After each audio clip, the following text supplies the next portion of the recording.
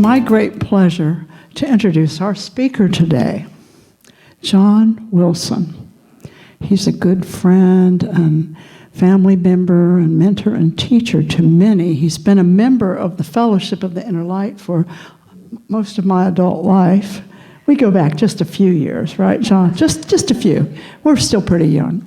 I first met John, I believe it was in the 70s at some point, and he was part of the Carmel and the Valley community that the Fellowship of the Inner Light had in the Shenandoah Valley at the time, and he was in the garden program.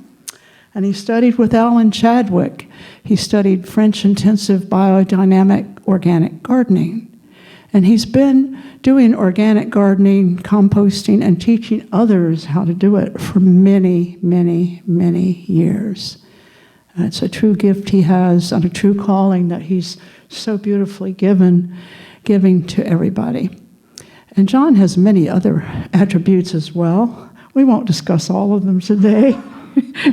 But he's just always speaks from the heart, and I find he's so encouraging and warm and inviting to people, and loves sitting and talking with you about all sorts of interesting subjects, spiritual, scientific, and otherwise.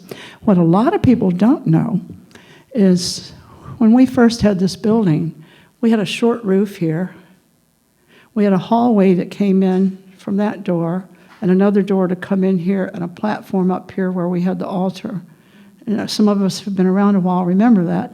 And we did not have an upstairs, and we did not have a deck.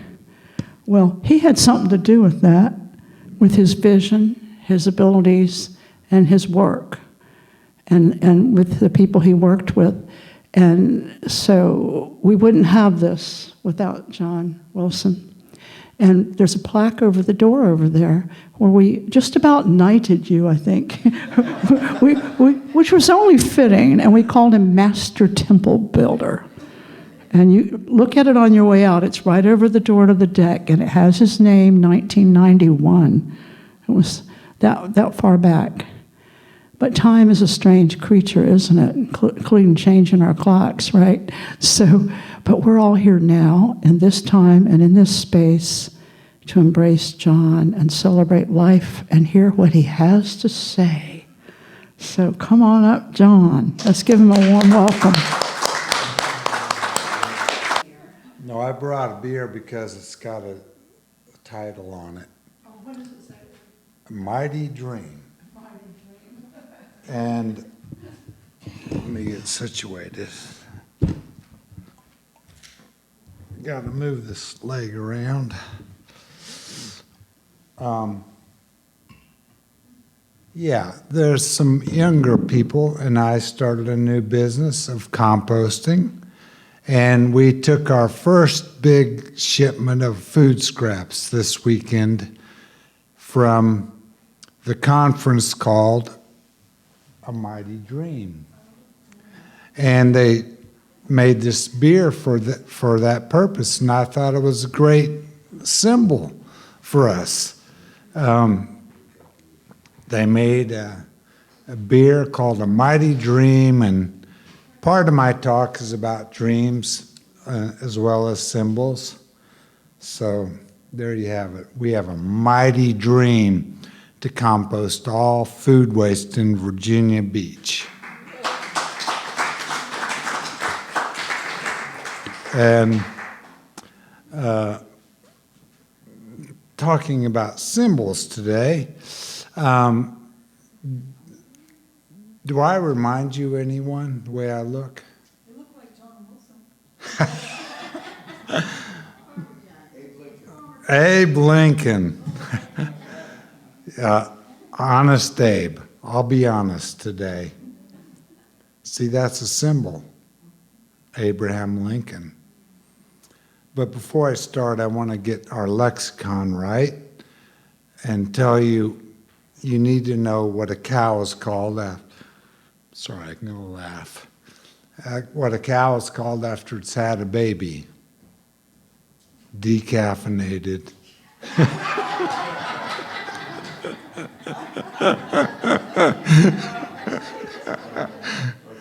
Okay, got that out of the way. So what is a symbol? Anybody have a definition? Something that represents something else. Exactly. And what are words? Words are symbols. They don't have any inherent reality.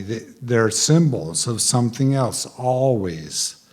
So if I say rock, we all have the common symbol in mind. So when you think of dog, what do you think? Something that could bite me? Or a lap pet? It's your symbol.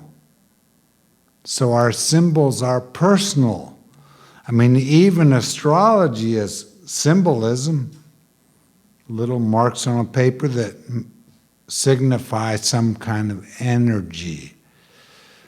I was told once that astrology and the Enneagram and other things are all symbols, and they're good to learn, but for the purpose of the work we were doing, we were supposed to give up, after learning the symbols thoroughly, to give up the symbols because people are living units of energy, moving energy.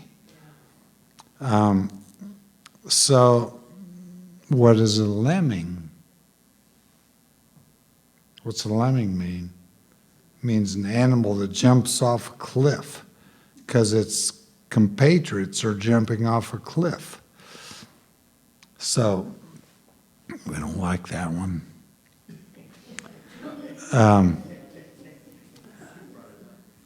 Unless y'all want to jump off a cliff, I don't know.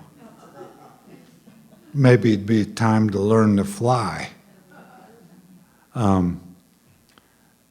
So a symbol is a word that means something you want to say, some intention. Like, for example, his limousine was a symbol of his wealth. So everything is a symbol. Everything in this room is a symbol. You know, a cross, a hexagon, Star of David. They're all symbols of something, and we ascribe meaning to that symbol. Now, I'm big on dreams. So, have you ever had a dream where there's a voice speaking? That's very unusual. Usually they're in pictures. They're symbols. The only time I've had a voice speak to me was when I was waking up, just about to be awake. Hear a voice and jump out of bed and say, "Who's in here?" But usually, they're in pictures, not in words. They say the language of the Spirit is in symbols. So you need to pay attention to the symbols in your life.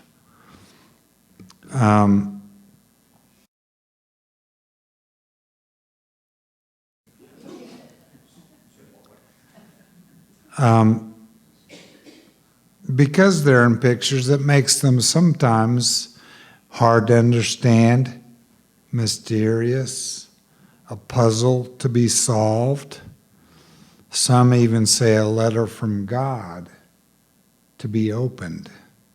So you have to do a little bit of searching work to get at your symbols. And not like work, but a little bit more relaxed work. I have loved being with my dreams. There have been many kinds. They are clues to my path, sometimes to my character flaws. You all may remember the one I had that one of the guys in one of the cop shows came to me and said, "You got to treat your wife better."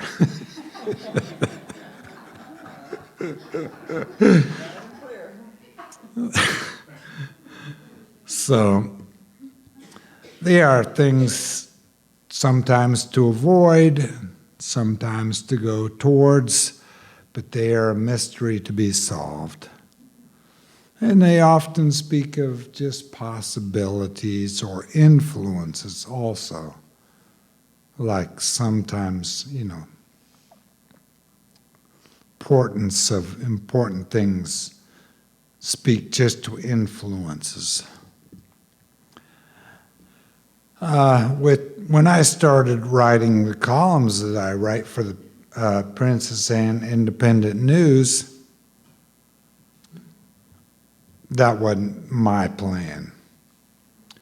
I had a dream which was very clear.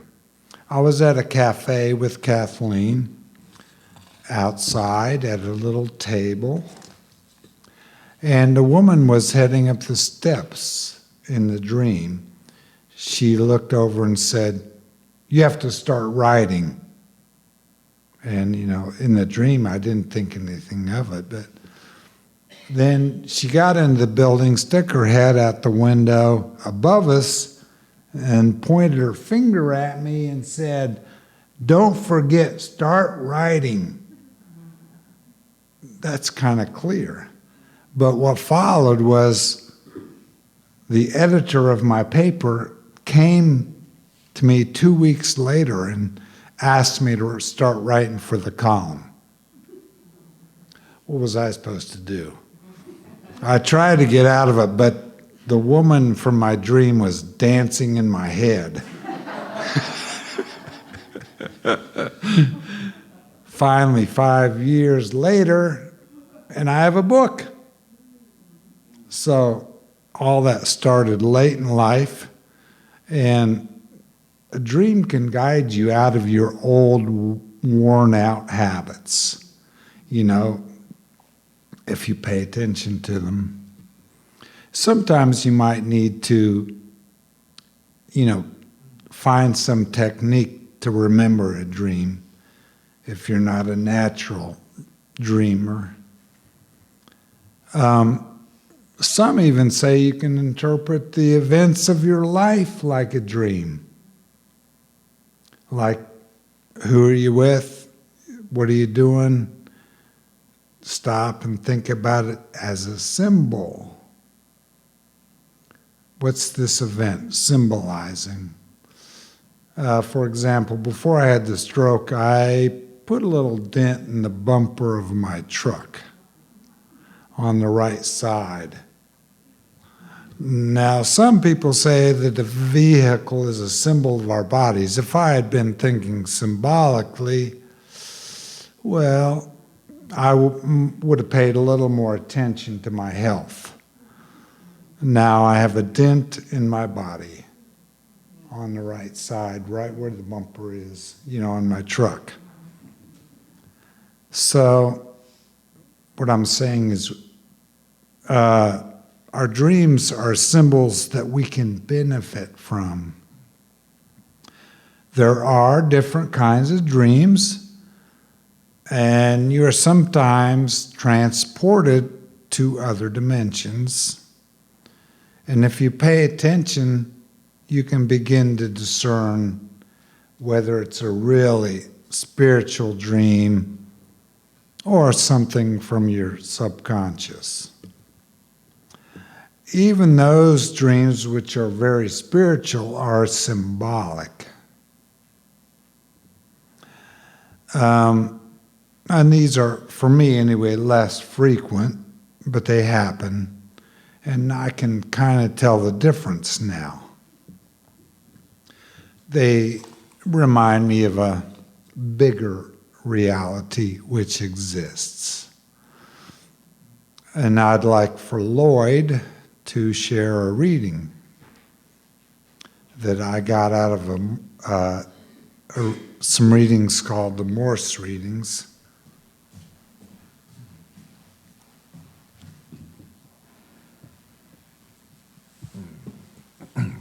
I like his voice. Question: are our dreams confined to the astral plane? Answer: no, they are not. You may have many dreams of ethereal beauty of that consciousness. You may have that which would be revealed to you, even as your scriptures have given, that at the right time all will be revealed, and the Spirit will be poured out upon all flesh. So it is coming. And as that happens, as you open, you will many times receive beautiful symbolic dreams. But the soul will know the difference. You learn through discernment. Pray for this above all things, for if you can discern and separate the wheat from the chaff, the true from the false, the astral from the spiritual, then you will have a solid footing, and then you will be able to follow the light that is upon the path. Watch for the dreams that would come as the teachings of the Spirit. You will receive many beautiful ones in color and hear the music of the spheres. Dreams are on different vibrations. You can have the physical type, dreams that come from disturbances of the body and mind, or of food, or something else that would make the body uncomfortable, or something may have worried you or made you concerned or fearful of outer things. Also, you can have dreams of astral origin, which would be that stirred by the unconscious self of you. But the dreams of the soul are the ones to seek and to listen to, and you will soon be able to listen and tell the difference.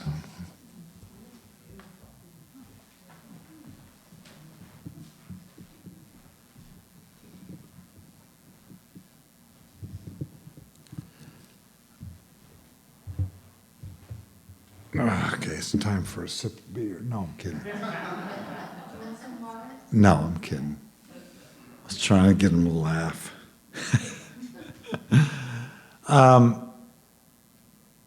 I will share one of my dreams that I feel like was a spiritual dream.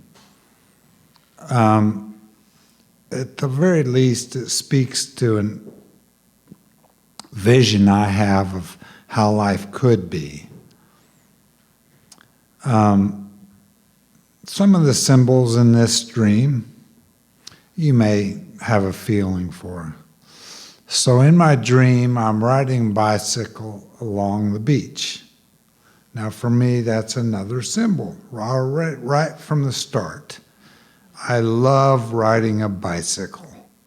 It's a feeling of freedom for me. So the houses are at the north end are all spaced enough to leave a little breathing room, and the yard with live oaks interspaced so as to create shade was very pleasant, not like the houses crammed together now. The path even went right through someone's house. It was such a friendly place. Right through their kitchen. A woman was cooking dinner. She just said, "Oh, hi." I said, "Okay, I guess I'm someplace different." But then I came to a pavilion that was made for teenagers, a place just devoted to them. And a girl came up to me, and she was very pretty, and she had a full, thick beard. Now, what's that a symbol of? Maybe our true nature of male-female. Not sure still. I kept riding and came to a place where the houses were even further apart and on dunes. And because it was okay there, I just went into the house I saw and I had to go to the bathroom. I noticed it was very beautiful and had lots of nice art. An owner came in and we talked. He said, "You're not from around here, are you?" I said, "No, I'm not. I don't know where I am." He said, "I know. I go back and forth also from realm to realm." And now I still haven't figured out this symbol. I come by going down these stairs, pressing 2 buttons above the door, and when I come back up, I'm in the other dimension. So that still haven't figured that one out. And our wealth comes from fish. We wait until the fish are ready, they beach themselves, and we collect them. It's a symbol of many things, maybe, but the fish was a symbol of Jesus. And, kind of prosperity feeling. Just wait for it and it will come to you. Now, these are personal symbols in my dream. And I might be the only one who really knows what they mean because symbols are personal. But you may get a sense of it. There are also symbols, bigger symbols that are in the Bible. And Kathleen's going to share those. You don't have to get that. I'll just stand next to you. That's fine. Okay. So this is from Matthew. Oh, sorry. So this is from Matthew 13, verse 31. Another parable he put forth unto them, saying, The kingdom of heaven is like to a grain of mustard seed, which a man took and sowed in his field, which indeed is the least of all seeds, but when it is grown, it is the greatest among herbs, and becomes a tree, so that the birds of the air come and lodge in their branches. And another one? Mm-hmm. And then this one is from Acts 2, verse 17. And it shall come to pass in the last days, says God, I will pour out of my Spirit upon all flesh, and your sons and your daughters shall prophesy, and your young men shall see visions, and your old men shall dream dreams. I qualify. There you go. And one more. 1 Corinthians, verse 12. John likes this one. For now we see through a glass darkly, but then face to face. Now I know in part, but then I shall know even as I am also known. And this is John's dad's Bible. Cool. So you notice there that Jesus never says what exactly the kingdom is. He said the kingdom is like, and then uses symbols. So I think that's important to note, that the most important stuff in our life comes in symbols. So my wish today for you is to have a mighty dream. And my wish for you is to see clearly and not through a glass darkly, and to find the reality behind Jesus' parables. Thank you.